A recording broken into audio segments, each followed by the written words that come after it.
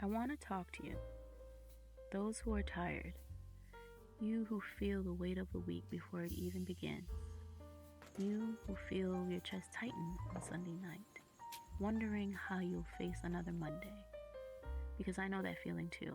I still feel it sometimes. It's the kind of anxiety that sits deep in your body.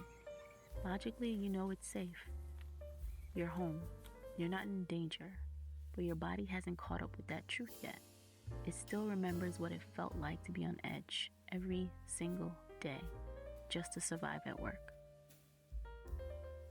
That's what corporate America did to me, to many of us.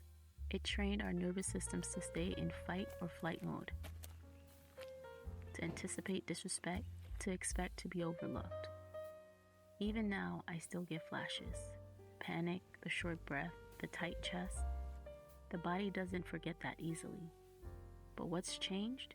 What's better now is that I am learning to rest, to breathe again, to separate me from the environments that almost broke me. And that's what I want this conversation to be about. Because if you felt lost, disappointed, frustrated, or just fed up with how society treats Black women, you are not alone. This fire I'm building is symbolic. Every branch, every log, it's something I reclaimed from what was once discarded. A little like my peace, a little like my joy.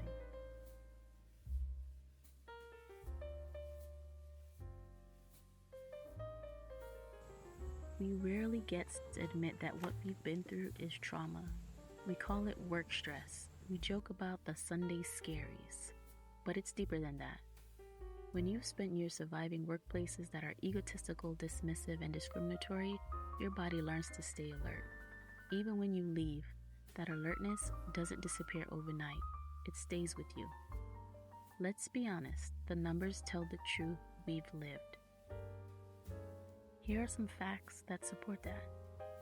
36% of Black women say they've faced race-based unfair treatment by an employer in hiring, pay, or promotions.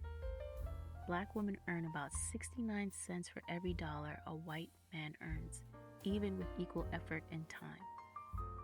Only about 1/3 of Black women say they feel valued where they work. These aren't statistics pulled from a distance. They're our stories. They're the meetings where our ideas were ignored until someone else repeated them, the performance reviews that said you're intimidating, the times we had to be twice as competent to be seen as half as capable. No wonder our bodies ache on Sunday nights. No wonder our spirits feel heavy. You know, as I was gathering this wood, it hit me. Healing kind of feels like this. You walk around picking up the pieces of yourself, the ones you dropped while trying to survive. Some pieces are jagged, some still solid, but they're all yours. If you've ever had that tight chest or that dread before Monday, it's not weakness. It's your body remembering how much energy it took to exist in places that didn't feel safe. I still get that too. What helps is starting small, like ridiculously small. For me, it was noticing my trigger, that exact moment when my body started bracing and doing something different. Sometimes I'd step outside. Sometimes I just close my eyes and say, that part of my life isn't happening right now. You don't have to fix everything. Just start noticing when the tension shows up. That awareness alone begins to loosen its grip. And about boundaries, let's be honest. We've been taught to carry everything and never complain. But boundaries aren't about pushing people away. They're about inviting peace in. So maybe this week, yourself permission to say no, or not today. Maybe it's to a boss, a friend, a relative, or even to yourself when you start overthinking. And while you're at it, gather your firewood. Not literal, but emotional. The things that keep you warm when life feels cold. Maybe it's a comfort show, a friend, your silence, or your laughter. Gather those things. Write them down if you need to. You don't have to have a grand plan. Just start stacking what matters.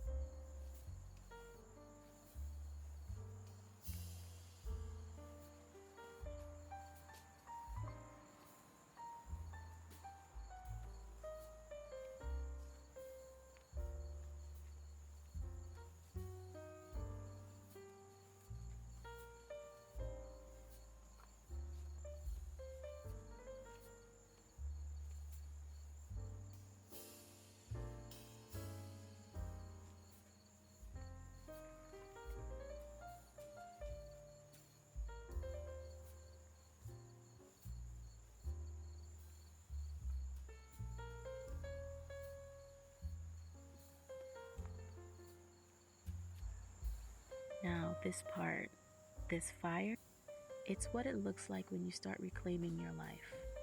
For so long, we've been told to shrink to fit, to smile through disrespect, to prove our worth to people who already decided not to see us. But this warmth, this is what happens when you stop waiting for permission.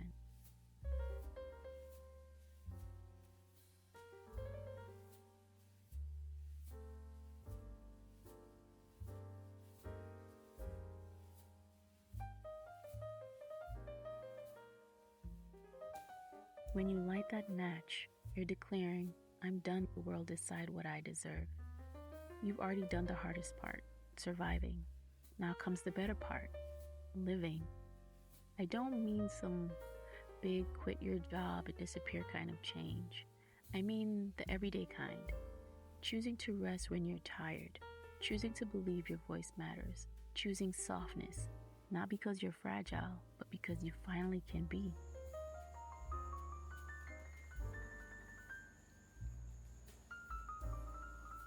I used to think rest was something I had to earn. Now I see it's something I'm entitled to. Peace isn't a luxury, it's a right. So maybe tonight when you see this fire burn, let it remind you, your life can feel warm again. You don't have to keep fighting to prove you belong. You already do. And when that old Sunday night panic creeps in again, whisper to yourself, I'm safe now. I'm not back there. I'm building something new. That's how freedom begins. Quietly, intentionally, one breath and one boundary at a time.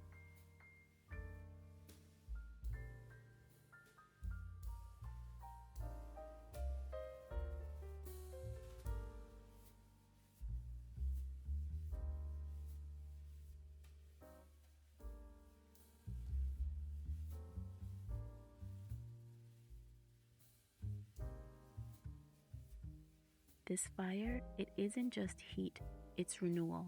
It's proof that what was once discarded can burn bright again. So if you've been feeling lost or small or unseen, I want you to know that your story isn't over.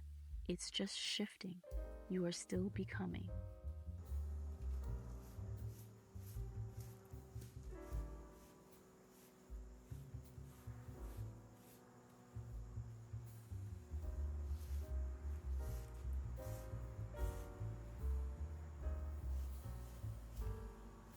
You are allowed to rest. You are allowed to heal. You are allowed to build a life that doesn't require suffering to prove your strength. The workplace doesn't have to define you. The exhaustion doesn't have to persist. Societal willful ignorance doesn't have to be your prison.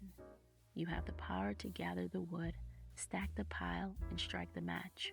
You have the power to reclaim your peace, your dignity, your life. Because you matter. Your rest matters. Your voice matters. Your life matters. Thank you for staying with me. If this resonated, please consider subscribing. Together, we can build safety, voice, and community. I'll see you next time, and until then, may your Sunday night become a portal to strength, not anxiety. May your Monday begin with clarity and not fear. All right, my dears, that's all I have for now. See you in the next one. Until then, may your truths always find room to bloom.